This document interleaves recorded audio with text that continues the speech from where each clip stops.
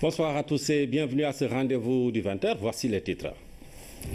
L'hommage de la nation aux forces armées, la 13e édition de la journée des forces armées a été célébrée au camp Dial Diop en présence du chef de l'État.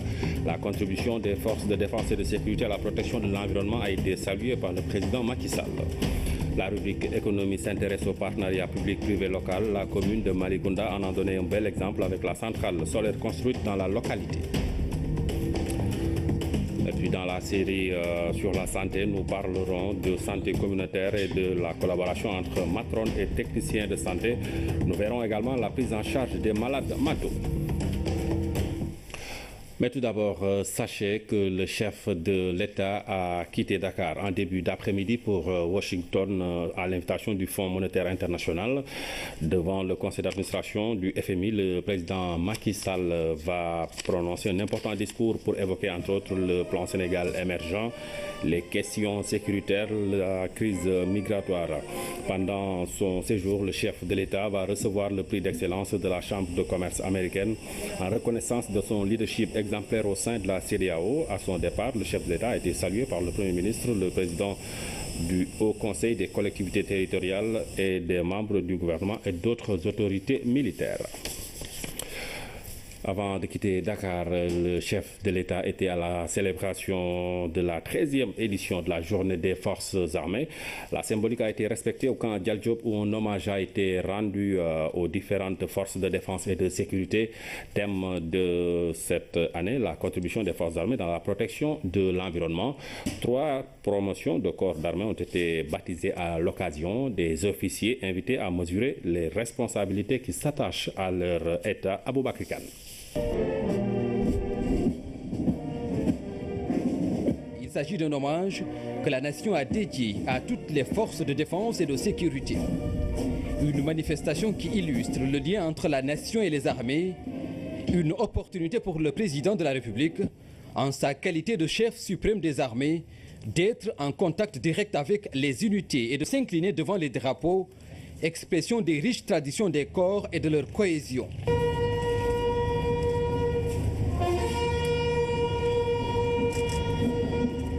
Après avoir rendu hommage également aux soldats tombés au front, le chef de l'État a aussi procédé au baptême de 3 promotions d'hommes et de femmes de devoir. La 9e promotion de l'école des officiers de la gendarmerie nationale, baptisée Feu Colonel Major Diallo. La 37e promotion de l'ENOA porte le nom de Feu Capitaine Damka. Et la 48e de l'école militaire de santé a pour parrain Feu le médecin colonel Mahon Doutasek. À ces différentes promotions à l'honneur, le chef suprême des armées a lancé un appel. Une invite à suivre le chemin tracé par les anciens. Ces combattants ont enraciné la culture de discipline et de professionnalisme qui vaut au Sénégal son outil de défense et de diplomatie. Chers vétérans, de vous continue de dégager conviction et prestance que n'altèrent ni l'âge ni les séquelles des dures épreuves des tranchées. Puissiez-vous servir d'exemple aux élèves officiers qui viennent de prêter serment au terme d'une période d'initiation dont un des objectifs est de tuer l'ego en eux. Futurs officiers, mesurez déjà les responsabilités qui s'attachent à l'état de l'officier. Il est ce chef qui doit décider, parfois instantanément et dans des situations d'extrême tension. Quant à vous, élèves médecins, inscrivez-vous dans l'image positive du médecin militaire dont le public apprécie la qualité de l'accueil et la disponibilité. Cultivez l'altruisme et le don de soi. Des décisions qui requièrent des qualités humaines et morales supérieures parce que le premier maillon dans le système reste le personnel. Une charge émotionnelle a aussi accompagné la décoration des militaires blessés en opération, une reconnaissance de leur courage, de leur dévouement et de leur esprit de sacrifice. Une démarche qui renforce le moral de ces hommes et témoigne du souci du chef suprême quant aux conditions du personnel. Devant les multiples menaces, les forces armées sont aussi appelées à s'impliquer davantage. Et c'est parce que les profondes agressions sur l'environnement constituent un mal profond sur la nature. Dévastation de l'environnement marin, pollution, mais surtout déforestation. L'on assiste aujourd'hui à un véritable désastre sur nos forêts, surtout dans la partie centre, est et sud du pays. En effet, nos ressources forestières font l'objet d'un trafic illicite par de véritables organisations criminelles. J'ai décidé, plus que jamais, de mettre un terme à cette catastrophe à la fois écologique et économique. Il faudra donc une tolérance zéro contre le trafic illicite de bois sur l'ensemble du territoire national. Un environnement sain est devenu un droit pour le citoyen sénégalais en vertu de la nouvelle Constitution. J'invite les forces armées, de concert avec les forces paramilitaires, l'administration territoriale, les élus, les associations villageoises, avec l'ensemble des populations, à participer activement à la protection de l'environnement dont la dégradation porte préjudice à la santé et met en péril notre sécurité. Le thème de cette année illustre à suffisance le concept armée-nation, des forces armées soucieuses de contribuer à la protection de l'environnement et à la marche vers le développement. Cette journée intervient au moment où les généraux Mamadou Sow et Mamadou Gueye Faye quittent leurs fonctions. Ils sont respectivement chefs d'état-major général des armées et haut commandant de la gendarmerie nationale. Un hommage leur a été rendu par le président de la République, chef suprême des armées, que nous écoutons. Je voudrais témoigner de mon entière satisfaction sur la manière dont les deux officiers généraux ont exécuté leur mission. Général d'armée Mamadou Sow, vous êtes un soldat dans l'âme, doté de hautes valeurs morales et militaires. Entre autres qualités notées, je voudrais citer votre engagement, votre loyauté et votre sens des responsabilités. Le général d'armée Mamadou Sow, chef d'état-major général des armées, par votre saine gestion des ressources, grâce à l'importance que vous accordez à l'entraînement, vous avez véritablement relevé le moral et les capacités opérationnelles de l'armée nationale. Général de corps d'armée Mamadou Gueye Faye, sous votre commandement, j'ai noté avec satisfaction le rôle déterminant de la gendarmerie nationale dans la sécurisation des personnes et des biens. Avec courage et responsabilité, vous avez su prendre en compte les nouvelles menaces en adaptant les équipements et l'articulation des unités. Vous avez aussi déployé des efforts considérables pour améliorer les infrastructures et mis les personnels dans de meilleures conditions de travail. On le constate, au moment du départ des deux officiers généraux, Je suis plus que jamais confiant au regard de l'amélioration substantielle des capacités opérationnelles et de la prise en compte par les forces armées des nouveaux défis. Pour faire face aux menaces, notamment terroristes, le président de la République a réaffirmé son ambition de doter les forces armées d'équipements modernes. À l'occasion de cette journée des forces armées, des engins nouvellement acquis ont été présentés au chef de l'État. Une façon de mettre le personnel dans de meilleures conditions de travail. Aboubakry Kane. Le second acte de cette journée des forces armées a été la visite par le chef suprême des armées des engins nouvellement acquis par le bataillon blindé. Le premier est un engin à roue canon de 105 mm, un blindé de dernière génération qui témoigne du bond technologique considérable réalisé par l'armée de terre. Cet engin, en plus d'avoir une mobilité tout-terrain, a une autonomie de 800 km, donc une allonge de 200 km par rapport à ce qu'on avait par le passé. Au niveau de la tourelle, l'armement principal, il s'agit d'un canon de 105 mm qui tire les obus que vous avez devant vous. Donc chaque obus pèse 28 kg. Maintenant, ce canon est couplé à un ordinateur de bord qui permet d'effectuer des tirs d'une précision remarquable jusqu'à 2800 mètres, donc plus d'1 kilomètre par rapport à ce qu'on avait par le passé. Cet engin permet d'acquérir des objectifs dans deux directions différentes, de manière simultanée, et ce de jour comme de nuit. Sur les 27 engins attendus, 12 ont été réceptionnés. L'autre est un engin de commandement et ces acquisitions confortent la volonté du chef de l'État de tenir compte des menaces et de doter les forces armées des moyens les plus modernes et les plus performants. C'est un engin qui est dédié à commander les engins canons. Donc un exemplaire est actuellement présent au Sénégal, celui du chef de corps. 3 autres sont attendus, qui seront montés par les capitaines qui commandent les escadrons de combat. Donc la spécificité de cet engin, c'est qu'il dispose de 3 moyens de transmission, dont une radio qui permet de communiquer avec l'échelon supérieur jusqu'à une distance de 600 km.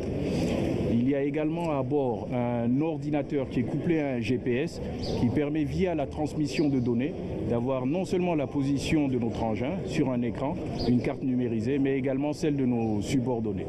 Il dispose des mêmes atouts en termes de mobilité et de protection que les engins canons, ce qui permet au chef d'être au plus près des combats et d'avoir une meilleure appréciation de la situation. Ces engins nouvellement acquis viennent ainsi accroître les capacités du bataillon blindé en termes de mobilité, de puissance de feu et de protection du personnel. Voilà pour la journée des forces armées célébrée ce jeudi. Sachez que le président de la République a également reçu en audience le ministre français des Affaires étrangères et du Développement international. Jean-Marc Ayrault a salué les excellentes relations de coopération entre la France et le Sénégal. La préparation de la visite d'État du président Macky Sall en France au mois de décembre prochain a aussi été abordée. Nous l'écoutons. Nous avons longuement parlé de la préparation de la visite d'État du président Macky Sall en France, qui viendra du 19 au 22 décembre. Ce sera un événement majeur dans la relation bilatérale franco-sénégalaise, qui est excellente. Et en fait, ce que nous avons en commun, c'est beaucoup de projets. Et une coopération qui est très étroite sur tous les plans. Et que ce soit sur le plan de la sécurité, sur le plan développement économique et culturel, sur le plan éducatif, sur le plan des chantiers qui sont liés à la transition énergétique. Et puis nous avons aussi des points de vue très proches sur beaucoup de situations qui concernent la région ou qui concernent des dossiers sensibles sur le plan international. Nous avons parlé de la situation au Mali, où le Sénégal est très engagé dans le cadre de la MINUSMA. Et ce matin, j'ai pu assister à une cérémonie en l'honneur de l'armée qui a lieu tous les ans sous la présidence Macky Sall et qui était pour moi un événement exceptionnel. Et j'ai pu mesurer, en rencontrant également tous les chefs d'état-major de toutes les armes, la qualité de l'armée sénégalaise. Je dois dire, avec un effort d'équipement, un effort de formation, et qui fait que l'armée sénégalaise est une fierté du Sénégal, à juste titre. Elle, non seulement elle protège le Sénégal, elle protège ses frontières, mais elle intervient dans un certain nombre d'opérations de maintien de la paix. C'est le cas au Mali. Nous élevons à la dignité de grand officier dans l'ordre national.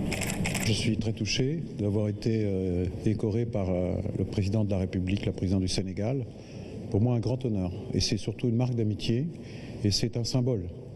Les décorations sont faites pour ça, pour renforcer les liens. Elle restera toujours, si jamais pas toujours sur ma veste, elle restera dans mon cœur comme un signe de très profonde amitié entre nos deux pays.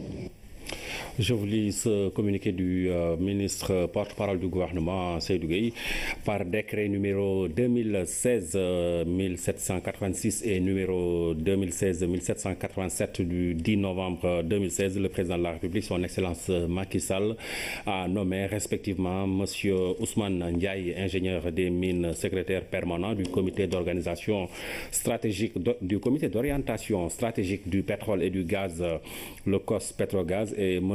Mamadou Falkan, économiste adjoint au secrétaire permanent du comité d'orientation stratégique du pétrole et du gaz, COS Petrogaz.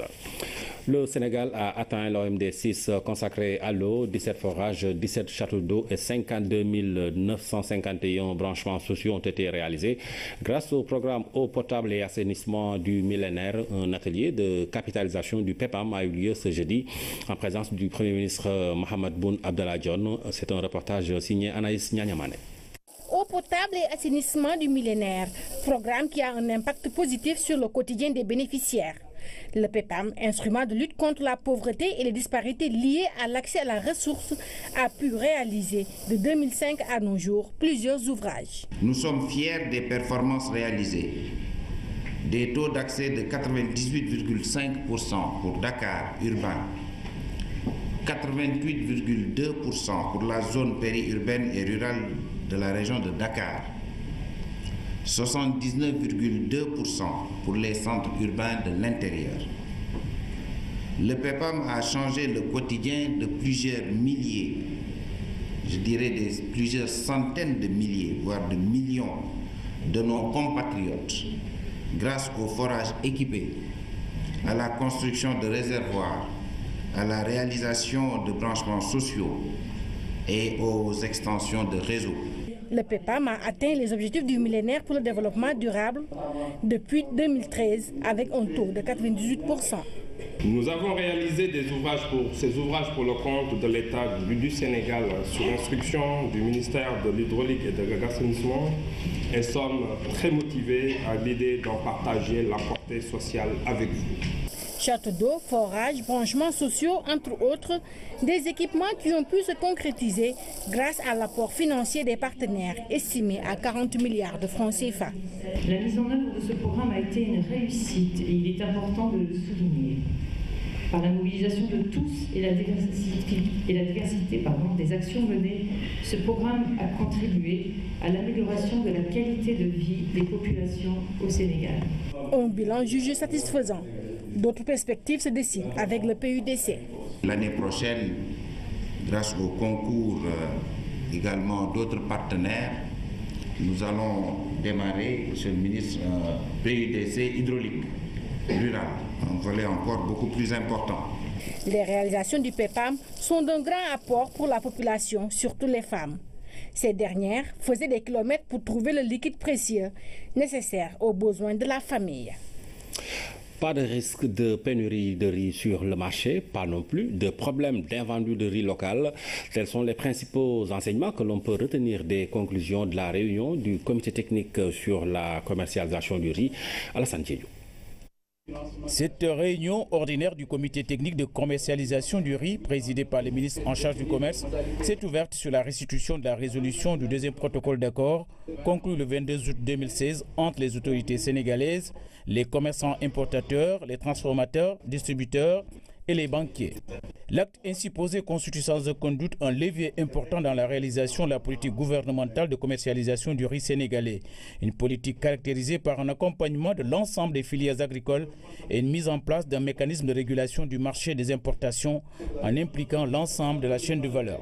Au cours de cette réunion, il s'agissait également de faire le point sur la campagne de commercialisation en cours du riz sénégalais. Cette plateforme, je rappelle bien, a permis d'avoir un prix consensuel sur le riz qui a été acté, qui est donc pour le riz visé 100% entre 240 000 et 245 000 francs la tonne carreau usine, et le riz entier entre 275 000 et 280 000 francs carreau usine. Et il faut rappeler également que cette année, le prix du riz a été augmenté par les acheteurs, c'est-à-dire les importateurs et distributeurs. Il faut s'en féliciter quand il y a des éléments positifs. Et vraiment rassurer tout le monde pour dire que nous sommes dans une plateforme qui aide les acteurs producteurs, c'est-à-dire les riziers et les producteurs au Sénégal. Je les encourage donc à produire du riz de qualité, puisque le riz doit également être certifié pour être conforme à la qualité demandée par les consommateurs, et que autant on met des obligations sur les importateurs, mais autant aussi on met des obligations sur les riziers et sur tout le monde. Parce que c'est la chaîne de valeur qui nous permet justement de pouvoir fournir aux Sénégalaises et aux Sénégalais un produit de grande qualité, et je voulais me féliciter de cela. Ce qui s'est passé aussi, c'est que les importateurs se sont engagés pour effectivement acheter l'ensemble du stock qui est disponible. Je crois qu'il n'y a absolument plus de zone d'ombre par rapport à cette question de commercialisation du riz blanc. Et ce qui est plus intéressant dans tout ça, c'est que l'ensemble des acteurs ont reconnu les efforts consentis par son Excellence le Président de la République. Plus de 200 milliards de francs CFA, c'est ce que dépense annuellement l'État du Sénégal dans l'importation du riz. Aussi s'agit-il dans un souci d'aider à résorber le déficit de la balance commerciale et de créer les conditions d'une sécurité alimentaire, de réagir en engageant une politique volontariste de promotion et de commercialisation de la production locale. Nous avons donc eu les éléments du commerce intérieur sur les niveaux des stocks, mais également sur ce que nous avons au niveau des riziers, sur la base de ce que les riziers nous ont donné, et de la CED et du programme national riz. Et donc comme vous savez que le Sénégal consomme 80 000 tonnes de riz par mois, et que nous avons de grands événements, en accord avec Monsieur le Premier ministre, il y aura donc une ouverture qui sera faite pour contenir le niveau de la consommation prévue dans les prochaines semaines, tout en étant bien entendu dans le dispositif qui nous permet au fur et à mesure aussi de commercialiser le riz sénégalais. C'est-à-dire le mécanisme reste le même sur deux leviers. Un, accompagner la promotion et la commercialisation du riz produit au Sénégal, et en même temps aussi assurer l'approvisionnement convenable des Sénégalaises et des Sénégalais. Donc je rappelle donc vraiment à nos compatriotes qu'il n'y aura pas de pénurie de riz. Naturellement, toutes les dispositions seront prises avec les acteurs qui sont ici présents. Et donc à la fin donc de cette réunion, naturellement, les dispositions seront prises pour que dans les prochaines semaines, que nous puissions ensemble réussir cette mission qui nous est confiée par le chef de l'État, c'est-à-dire approvisionner le marché convenablement, mais en même temps assurer la promotion de notre production intérieure et la commercialisation du riz local. Cette rencontre a été une occasion pour le ministre en charge du commerce d'exhorter l'ensemble des acteurs de la filière riz à intégrer la plateforme technique de commercialisation afin de se faire entendre et permettre une prise en charge correcte de leurs préoccupations. Nous reparlons de la visite au Sénégal du ministre français des Affaires étrangères. La France, plus que jamais disposée à cheminer avec le Sénégal dans tout le domaine de coopération. C'est ce qu'a laissé entendre le ministre français des Affaires étrangères, Jean-Marc Ayrault, a aussi révélé en conférence de presse la hausse de son projet de budget, dans son projet de budget de l'aide publique au développement. C'est un reportage de Pape Bonachao. Le ministre français des Affaires étrangères a dans son propos liminaire mis en exergue le sens que revêt la prochaine visite d'État du président Macky Sall en France le mois prochain.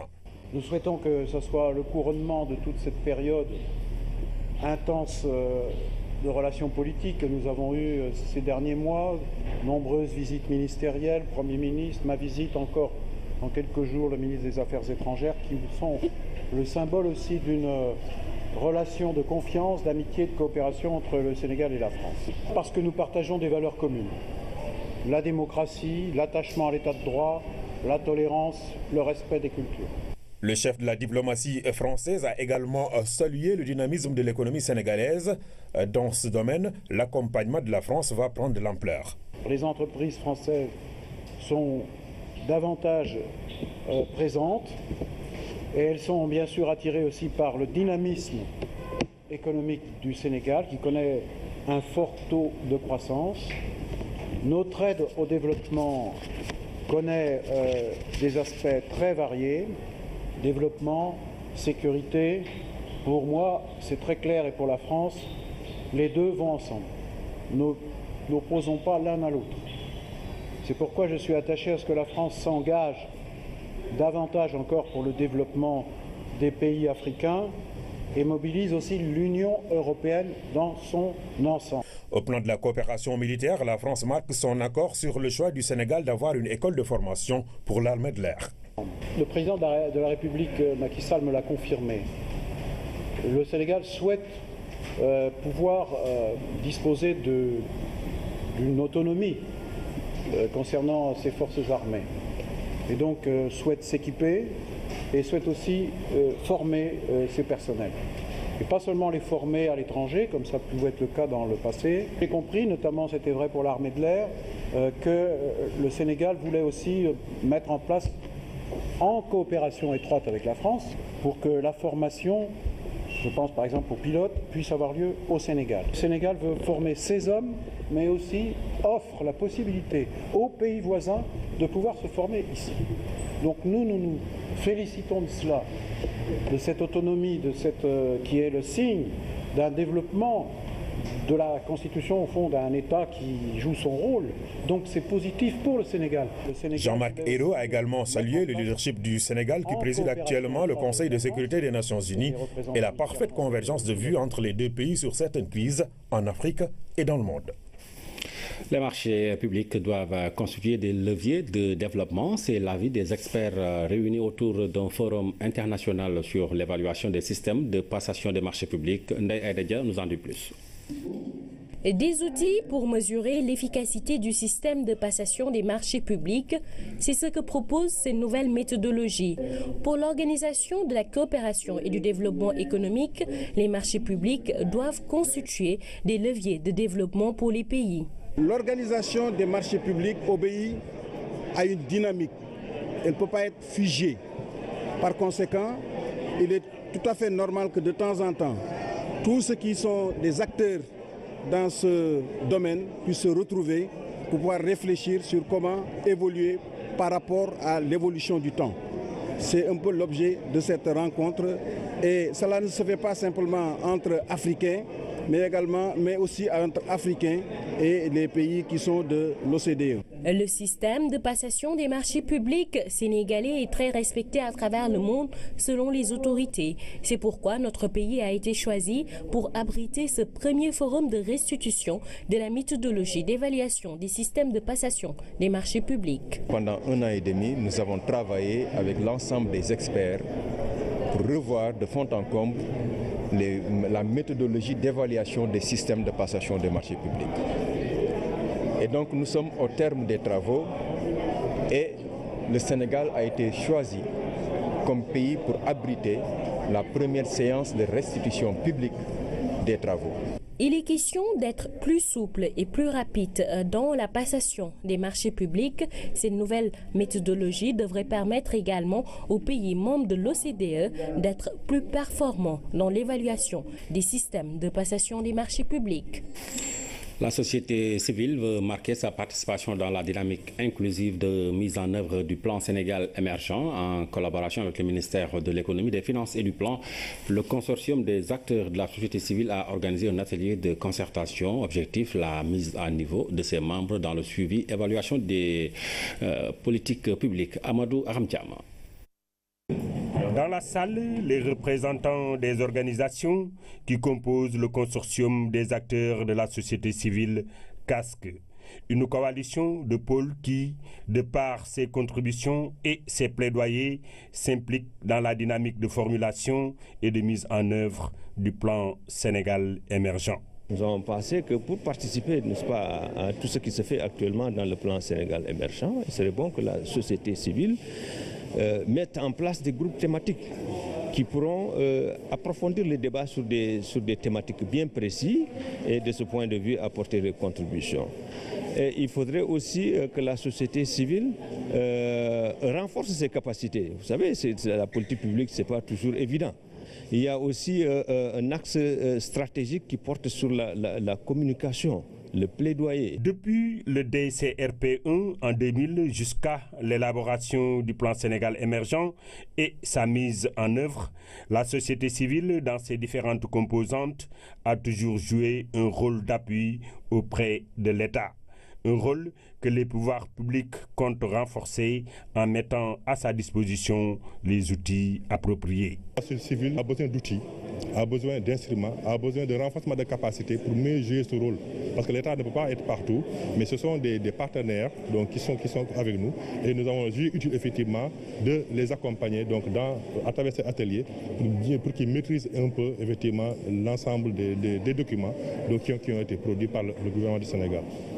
2 jours de conclave pour la mise à niveau des acteurs de la société civile sur le plan Sénégal émergent et les mécanismes de suivi, évaluation des politiques publiques. Le casque a arrêté un plan d'action. Plan d'action qui renferme les axes autour desquels il entend engager ses membres et ses partenaires pour une réussite du plan Sénégal émergent. Parlons de partenariat public-privé local. L'exemple de la commune de Malicounda, elle a réussi à entrer dans le capital de la société en charge de la nouvelle centrale solaire de la commune. 5% du capital, c'est ce qui lui revient, un montage financier assez inédit pour une commune. C'est à la faveur de l'acte 3 de la décentralisation et cela inspire déjà. Nous en parlons dans la rubrique économie avec Aram Dao. À elles, ces collectivités locales, le rôle de promouvoir le développement économique et social de leur localité. Avec quoi serait-on tenté de demander? Il y a tout d'abord une taxation fiscale dont une part leur est reversée, mais également des fonds de dotation qui sont destinés à la décentralisation pour prendre en charge les recettes, les dépenses de fonctionnement des collectivités locales. Un autre instrument qui est mis à la disposition des collectivités locales, c'est le fonds d'équipement des collectivités locales. Seulement, tous en conviennent, cet appui de l'État ne peut guère couvrir tous leurs besoins. D'où leur carte blanche pour des schémas de financement innovants. Ici, Malicounda, dans le département d'Umbour, la commune est sortie de l'anonymat non pas seulement grâce à sa centrale solaire photovoltaïque de 22 MW, mais aussi au montage financier inédit du projet pour la commune. La commune est dans le capital de la société pour en tout cas un montant symbolique de 5% du capital. Je crois que c'est important. L'essentiel, c'était d'être dans le capital, d'être dans le conseil d'administration, parce qu'il y a beaucoup d'autres engagements. C'est la construction d'un centre de santé, d'un lycée, la réfection annuelle de la route qui relie le croisement Malicounda au siège. Aussi, il y a l'emploi, parce que les promoteurs se sont engagés pour que 80% des emplois ouvriers que ce taux-là revienne aux populations, à la commune, et que 50% des emplois cadres aussi, que ça revienne à la commune. 300 millions versés aux propriétaires expropriés. La même somme à la commune pour étendre l'électrification. Pour couronner le tout, l'édile de la ville fait président du conseil d'administration de la société. Un cas d'école parti pour inspirer bien d'autres communes. Le Malicounda nous intéresse au plus haut point, nous, dans le département de Pikine et dans notre commune de Pikine-Ouest, parce que nous avons des projets similaires dans le domaine de l'aménagement des aires d'eau, dans le domaine également des bouts de vidange.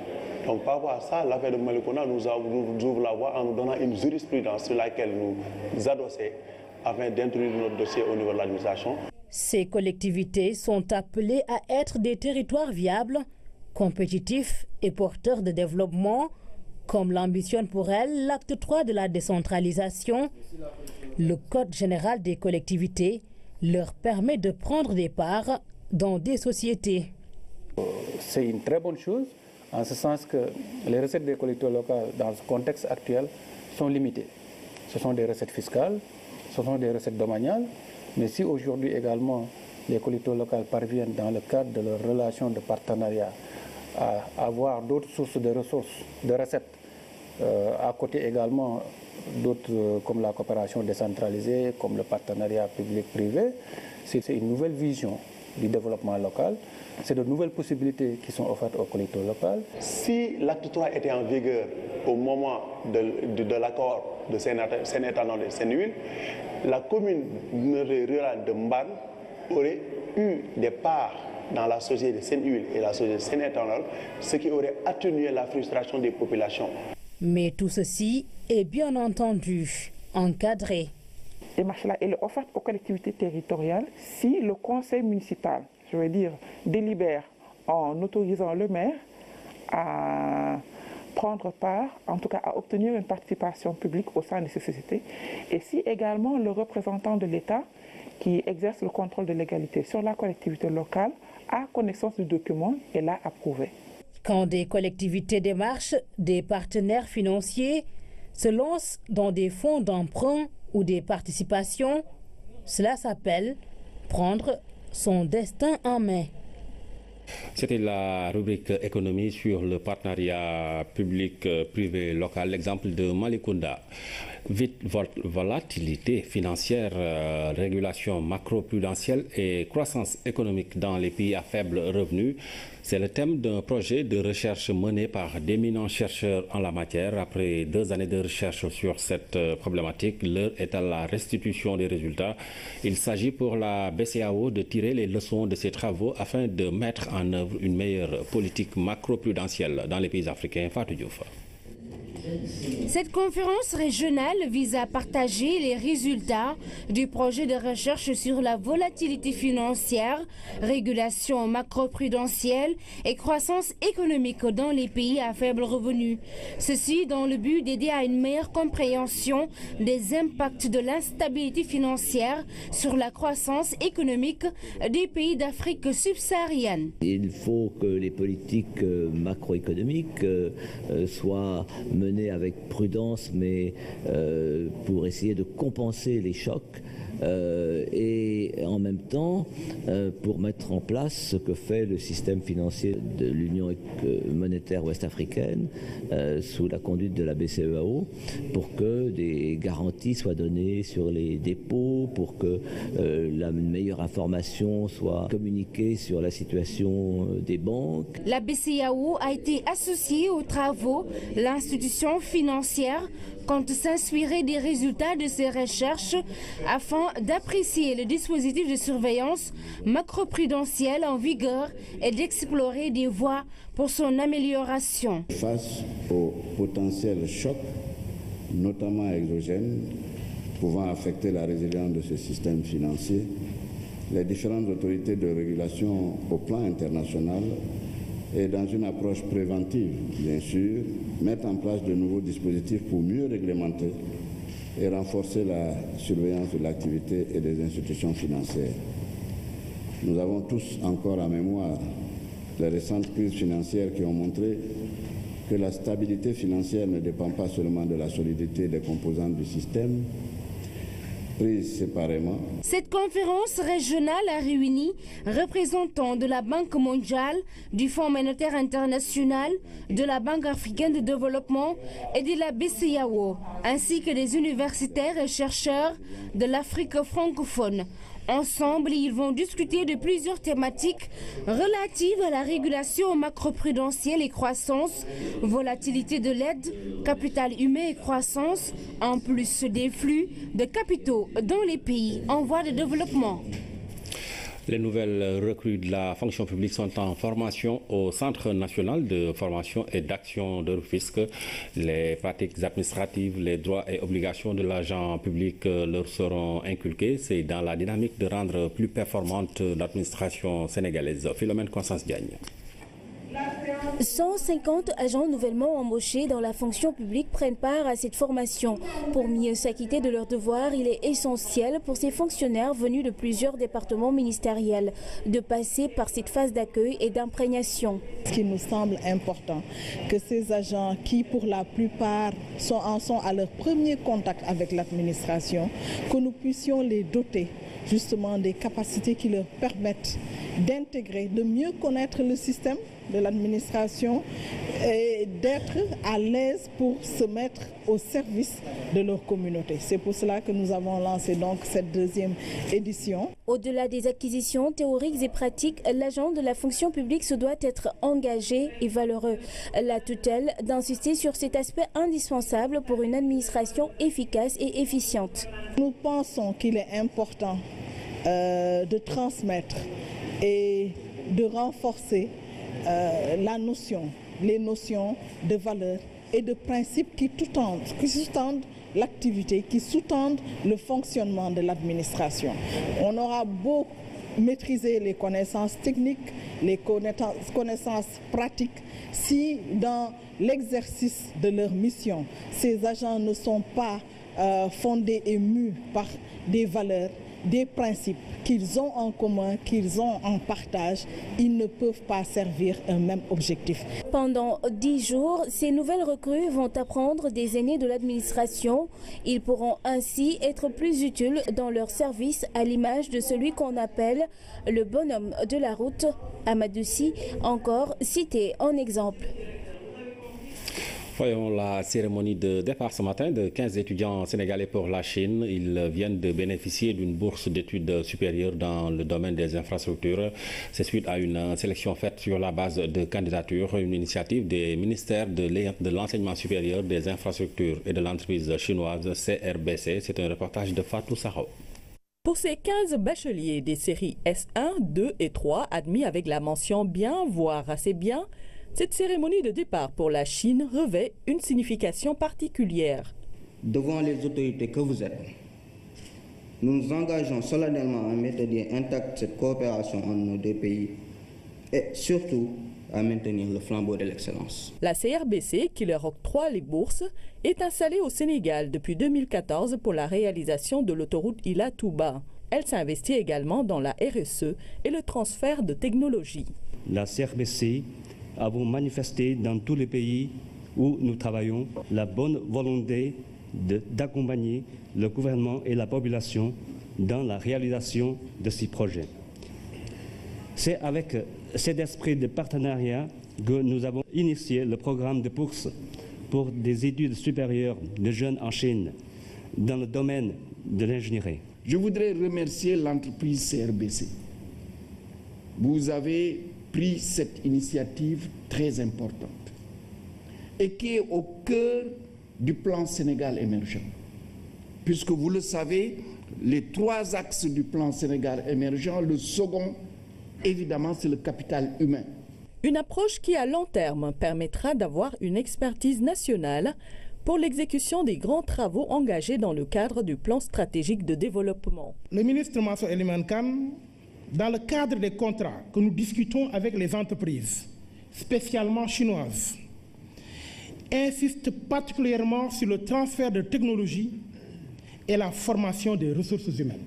Ce plan d'action de 10 ans que nous sommes en train de mettre en œuvre, c'est de réorienter le système d'enseignement supérieur vers les sciences, la technologie, les sciences de l'ingénieur et les formations professionnelles courtes. Parce que c'est ça qui va permettre au plan Sénégal émergent de réussir. Réussir, c'est le sacerdoce de ces jeunes étudiants âgés de 16 à 21 ans. Ils vont intégrer les universités chinoises pour une durée de 5 ans. Revenez-nous avec, en tant qu'ingénieurs, dans ce domaine des infrastructures, des équipements, des constructions, revenez-nous avec plein d'imagination pour bâtir ce pays. La coopération sino-sénégalaise dans le domaine de la formation a déjà permis l'octroi de 44 bourses cette année. Ces futurs ingénieurs s'envolent pour le pays du soleil levant ce dimanche. Enjeux et défis d'un financement optimal pour l'émergence du sous-secteur de l'élevage. Le thème a été débattu ce matin. C'était au cours d'un atelier scientifique de la 3e journée nationale de l'élevage. Objectif, faire l'état des lieux du sous-secteur de l'élevage et son financement. Atouts, contraintes, limites et opportunités. Louise Bizza. Mobiliser les financements pour booster le sous-secteur de l'élevage, c'est aujourd'hui la thématique qui fait l'objet de cet atelier. Plusieurs institutions, tant publiques que privées, ont été ciblées pour relever les défis d'un financement optimal. L'État du Sénégal a mis en place un dispositif d'accompagnement assez dense, constitué entre autres de l'APIX, la DPME et des institutions financières comme le FONGIP, le Fonds de crédit agricole. Et donc, toutes ces institutions-là vont présenter en tout cas leur stratégie d'accompagnement en général de l'économie du Sénégal et de manière spécifique donc pour le sous-secteur de l'élevage. Le directoire des femmes en élevage a noué en 2004 un partenariat avec la SUNEWOR afin de créer des boutiques pastorales au niveau de toutes les zones enclavées du Sénégal. Dans cette perspective, les femmes en élevage espèrent des solutions pour un financement adéquat du sous-secteur de l'élevage au sortir de l'atelier. Nous attendons vraiment beaucoup de choses de cette journée nationale de l'élevage. Parce que vous savez aujourd'hui que les femmes en élevage commencent à être des entrepreneurs. Et étant entrepreneur, il faut nécessairement avoir une bonne gestion, mais avoir des sources de financement assez substantielles. Cet atelier sur le financement du sous-secteur de l'élevage, organisé dans le cadre de la 3e édition de la Journée nationale de l'élevage, constitue, selon le ministre des Productions animales, un temps fort qui donne l'opportunité de débattre avec des éminents spécialistes d'une question qui préoccupe l'ensemble des acteurs de ce secteur. Dans un contexte de mise en œuvre du plan Sénégal émergent, référentiel des politiques publiques qui accorde la priorité au renforcement de la sécurité alimentaire et nutritionnelle du Sénégal, au rééquilibrage de la balance des paiements et à la création d'emplois, l'élevage a assurément un rôle de premier plan à jouer. En effet, son importance socio-économique n'est plus à démontrer, puisqu'il constitue avec l'agriculture les principales activités des populations rurales en termes de ressources alimentaires et de revenus monétaires.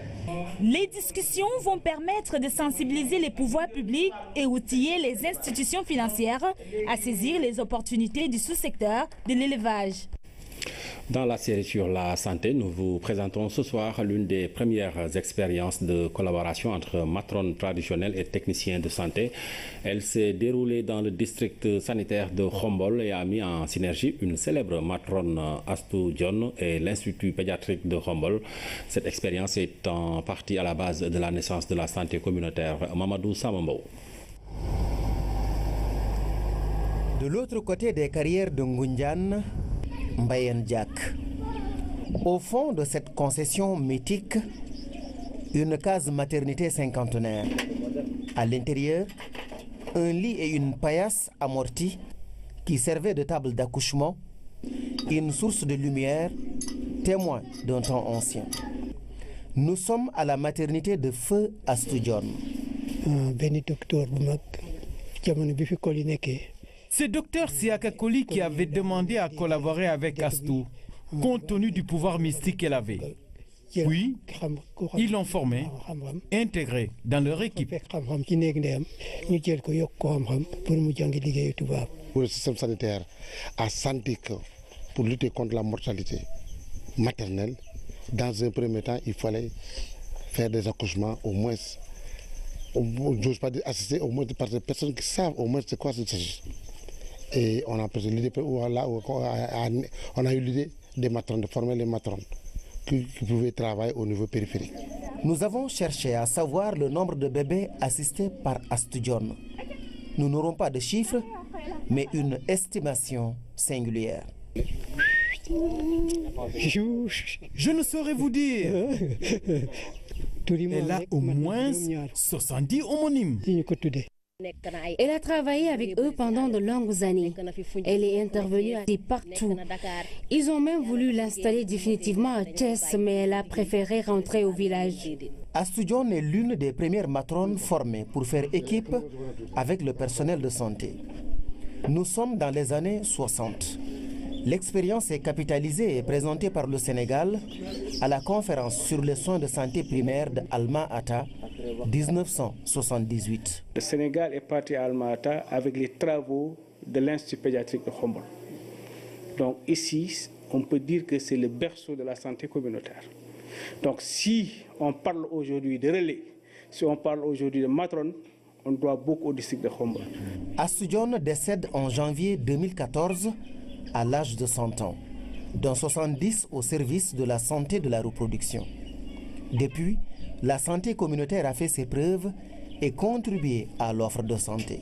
Elle mène sur le terrain des activités pour vraiment que le taux de fréquentation soit plus élevé. C'est-à-dire que cette femme enceinte-là vienne tôt pour les consultations prénatales, aussi bien pour la PEF, aussi bien pour les consultations postnatales, aussi bien que toutes les consultations qu'on fait au niveau de la gynéco.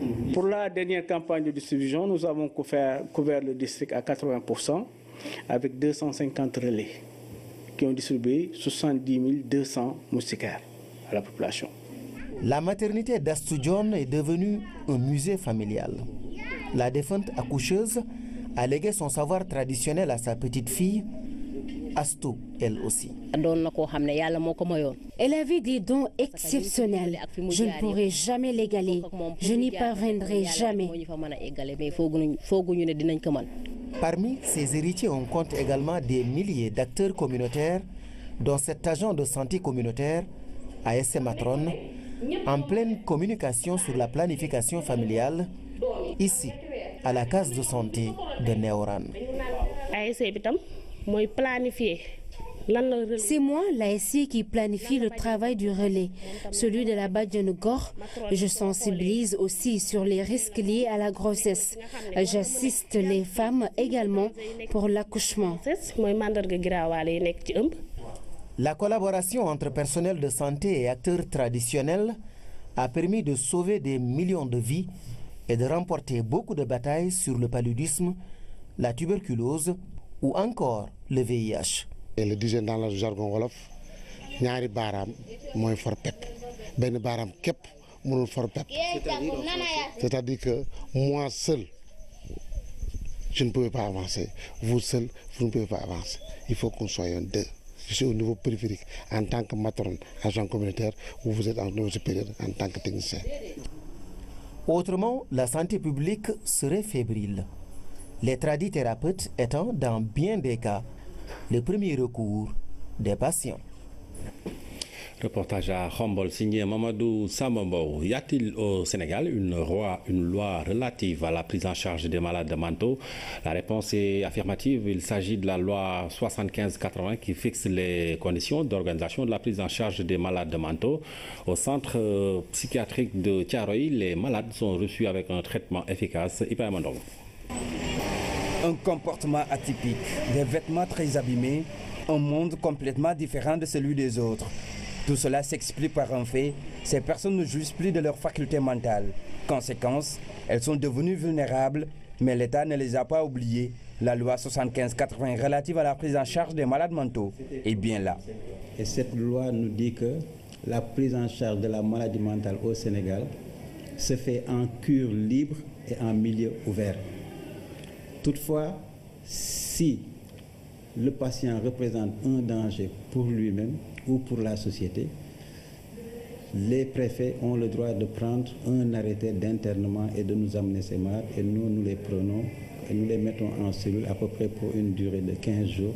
Bienvenue au centre hospitalier psychiatrique de Thiaroye, l'un des sites qui accueille au Sénégal des personnes atteintes d'aliénation mentale. Principalement, le centre reçoit deux types de malades, dont ceux victimes de la schizophrénie.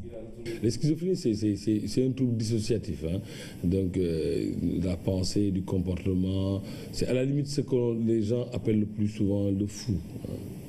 Celui qui est errant, qui est dissocié, délirant, parfois avec complètement désorganisé sur le plan comportemental. À cela s'ajoute le deuxième type de malade, relatif à la toxicomanie. Ce que nous recevons comme type d'addiction, c'est beaucoup plus des addictions au cannabis, hein.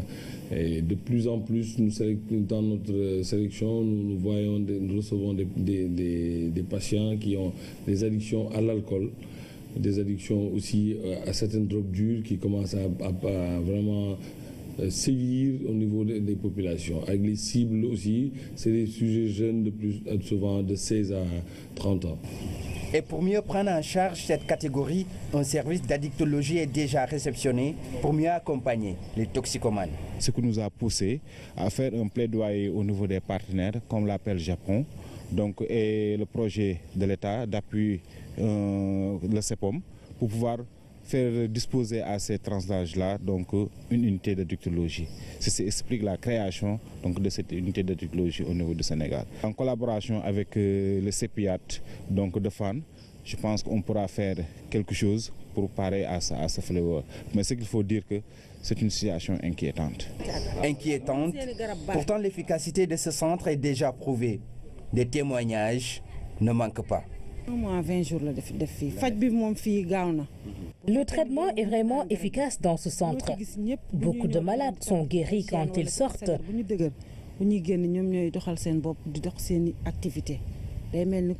C'est le cas de ma nièce qui s'est même mariée après son traitement.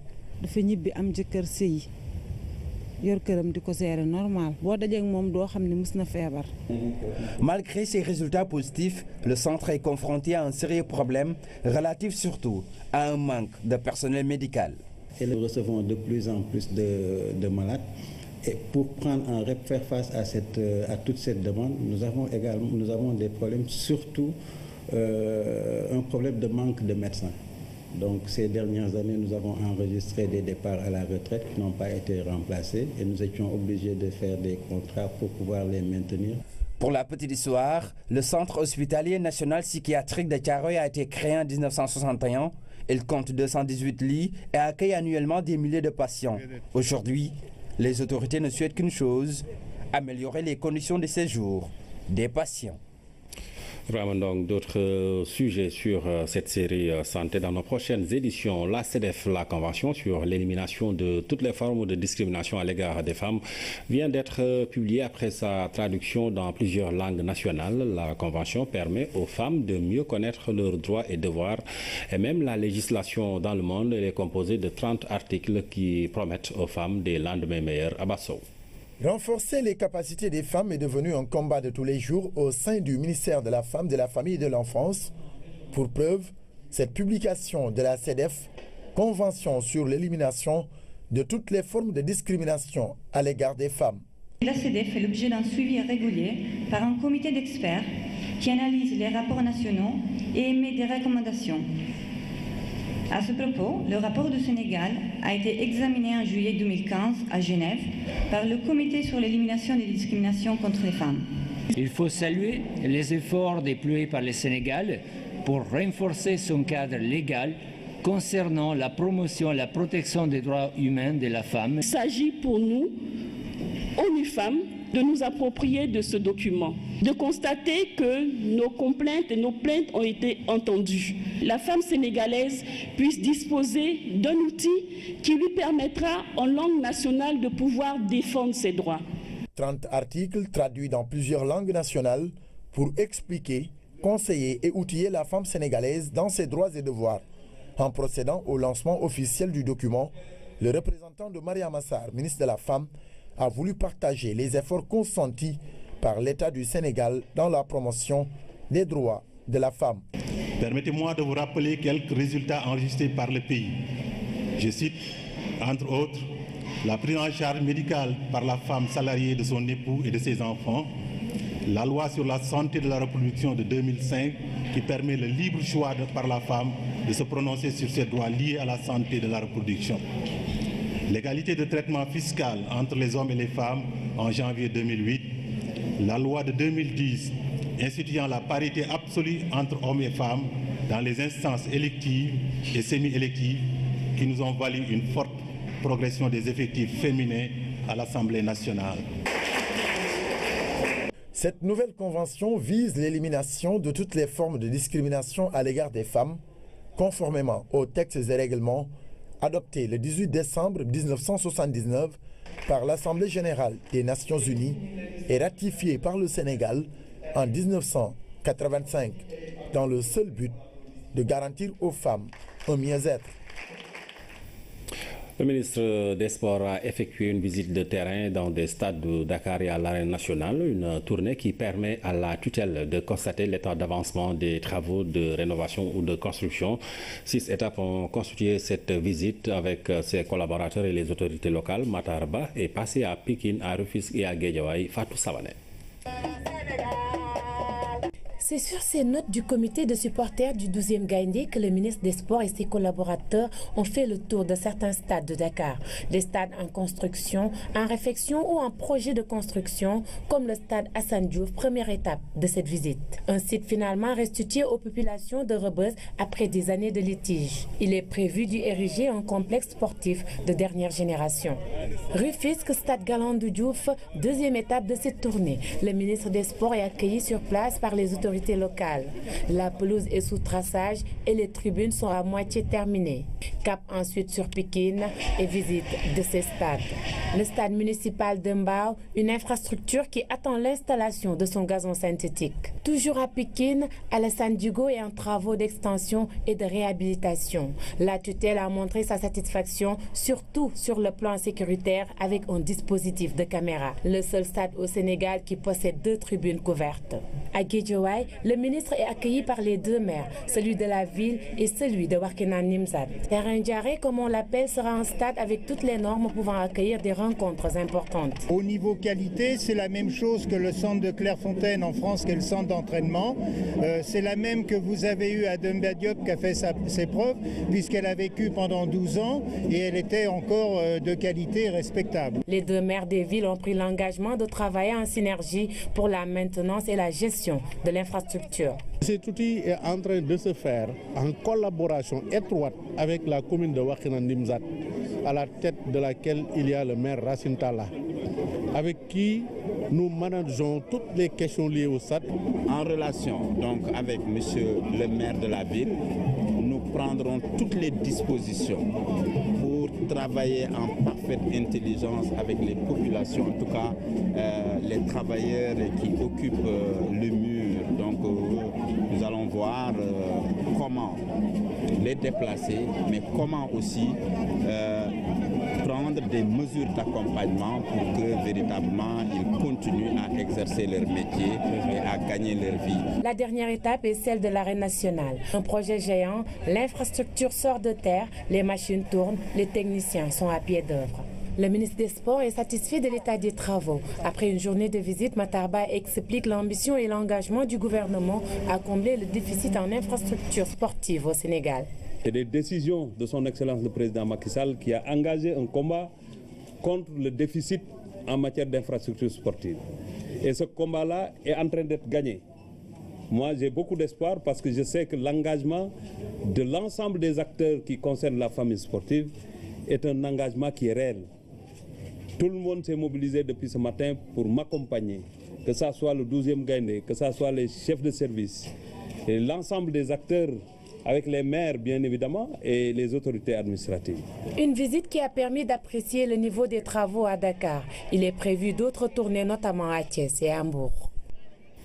C'est un reportage signé Fatoumata Savané. L'artiste chanteur Ndiouga Dieng n'est plus. L'un des piliers de l'orchestre Baobab est décédé ce matin à la suite d'une longue maladie. Membre de l'orchestre Baobab depuis les années 1970, Ndiouga Dieng a longtemps bercé les mélomanes avec ses tubes comme Boulmamine, Djirim ou De Mowor. Fatou Diouf.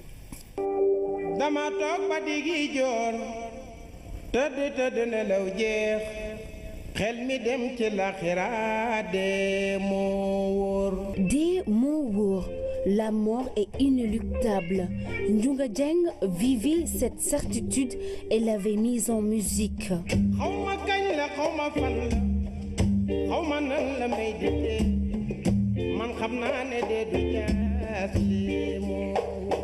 L'un des ténors de l'orchestre Baobab a tiré sa révérence à l'âge de 75 ans ce jeudi 10 novembre 2016 à la suite d'une longue maladie. Natif de Rufisque, Ndiouga Dieng a grandi à Bargny. Électricien de formation, il a fait une brève carrière à la police avant de se tourner vers la musique. C'est ainsi qu'il a intégré le mythique groupe Orchestra Baobab.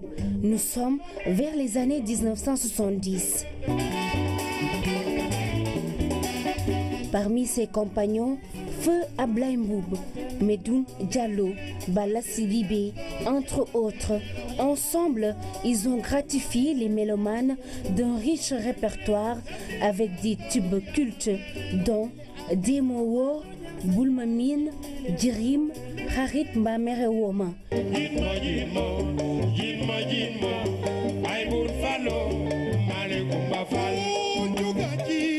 Une dizaine d'années après Après avoir arrêté sa carrière musicale, Ndiouga Dieng remonte sur la scène musicale sénégalaise avec l'intention de reformer le groupe.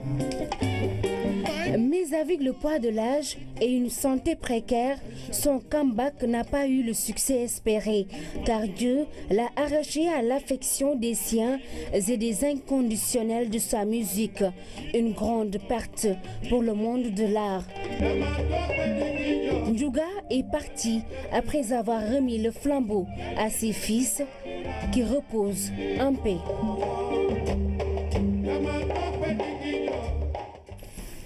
Voilà, Ndiouga Dieng qui a quitté ce monde ce matin. Toutes nos condoléances à sa famille, aux membres de l'orchestre Baobab et à toute la musique sénégalaise. Cet élément met fin à cette édition. Merci de l'avoir suivi. Passez d'excellents moments en compagnie des programmes de la RTS. Pour faire face aux menaces, notamment terroristes, le président de la République a réaffirmé son ambition de doter les forces armées d'équipements modernes. À l'occasion de cette journée des forces armées, des engins nouvellement acquis ont été présentés au chef de l'État. Une façon de mettre le personnel dans de meilleures conditions de travail. Aboubakry Kane. Le second acte de cette journée des forces armées a été la visite par le chef suprême des armées des engins nouvellement acquis par le bataillon blindé.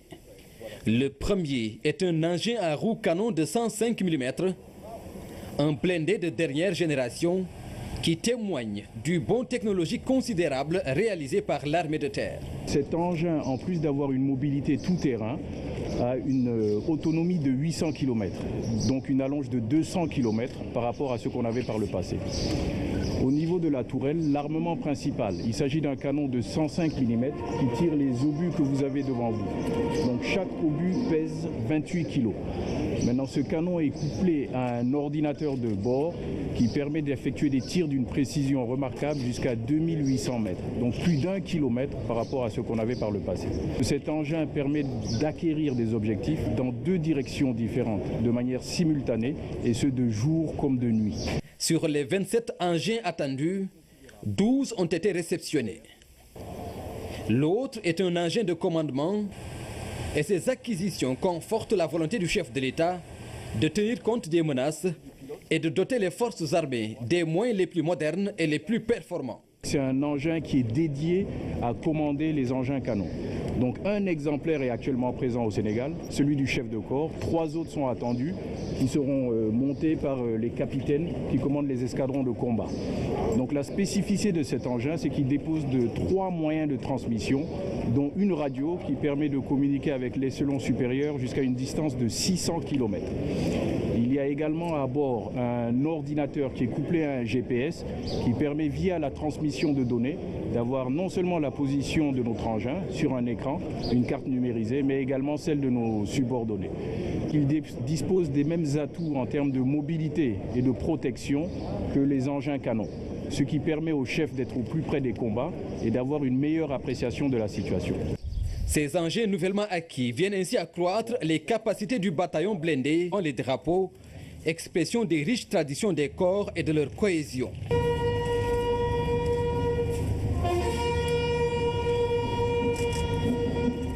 Après avoir rendu hommage également aux soldats tombés au front, le chef de l'État a aussi procédé au baptême de 3 promotions d'hommes et de femmes de devoir.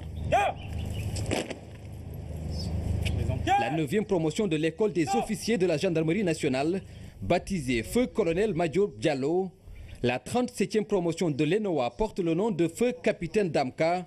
Et la 48e de l'école militaire de santé a pour parrain Feu le médecin colonel Mahon Doutasek. À ces différentes promotions à l'honneur, le chef suprême des armées a lancé un appel. Une invite à suivre le chemin tracé par les anciens. Ces combattants ont enraciné la culture de discipline et de professionnalisme qui vaut au Sénégal son outil de défense et de diplomatie. Chers vétérans, de vous continuez de dégager conviction et prestance que n'altèrent ni l'âge ni les séquelles des dures épreuves des tranchées. Puissiez-vous servir d'exemple aux élèves officiers qui viennent de prêter serment au terme d'une période d'initiation dont un des objectifs est de tuer l'ego en eux. Futurs officiers, mesurez déjà les responsabilités qui s'attachent à l'état de l'officier. Il est ce chef qui doit décider, parfois instantanément et dans des situations d'extrême tension. Quant à vous, élèves médecins, inscrivez-vous dans l'image positive du médecin militaire dont le public apprécie la qualité de l'accueil et la disponibilité. Cultivez l'altruisme et le don de soi. Des décisions qui requièrent des qualités humaines et morales supérieures parce que le premier maillon dans le système reste le personnel. Une charge émotionnelle a aussi accompagné la décoration. La gendarmerie nationale, un hommage leur a été rendu par le président de la République, chef suprême des armées, que nous écoutons. Je voudrais témoigner de mon entière satisfaction sur la manière dont les deux officiers généraux ont exécuté leur mission. Général d'armée Mamadou Sow, vous êtes un soldat dans l'âme, doté de hautes valeurs morales et militaires. Entre autres qualités notées, je voudrais citer votre engagement, votre loyauté et votre sens des responsabilités.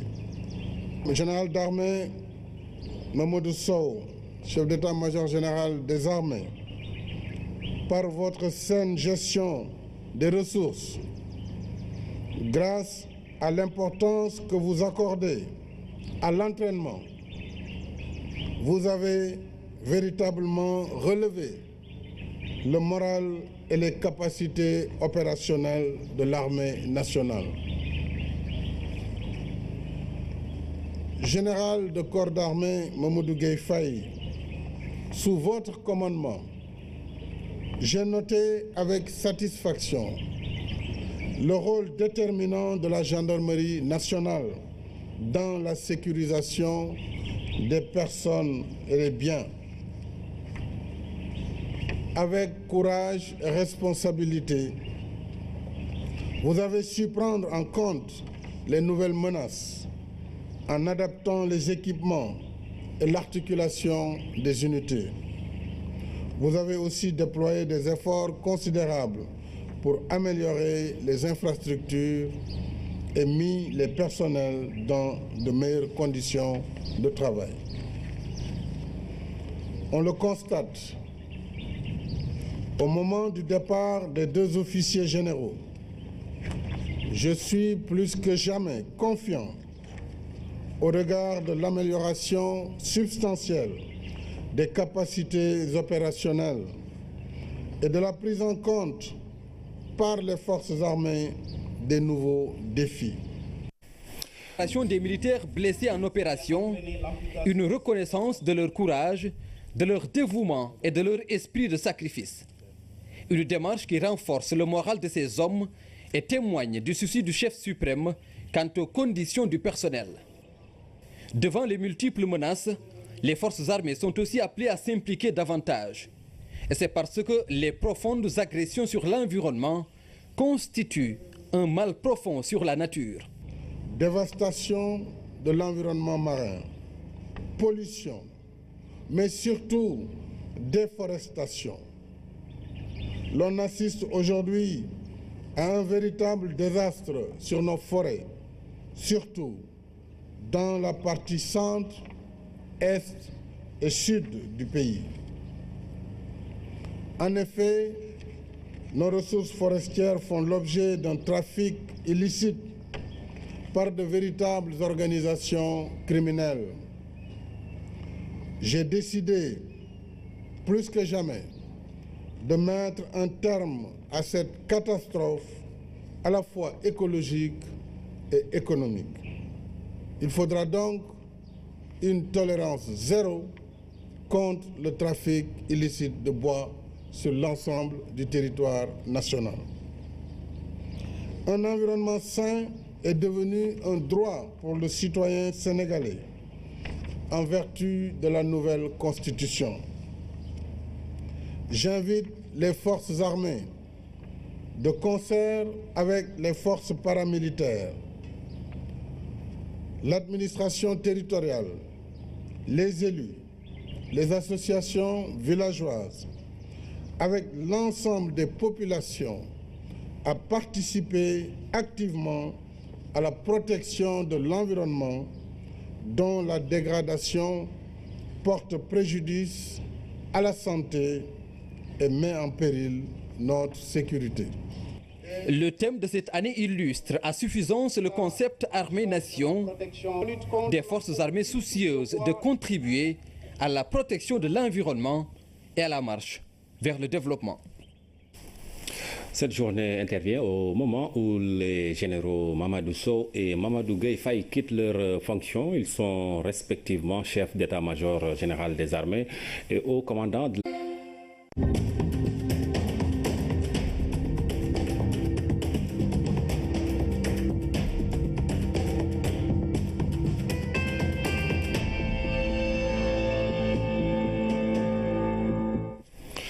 Bonsoir à tous et bienvenue à ce rendez-vous du 20h. Voici les titres.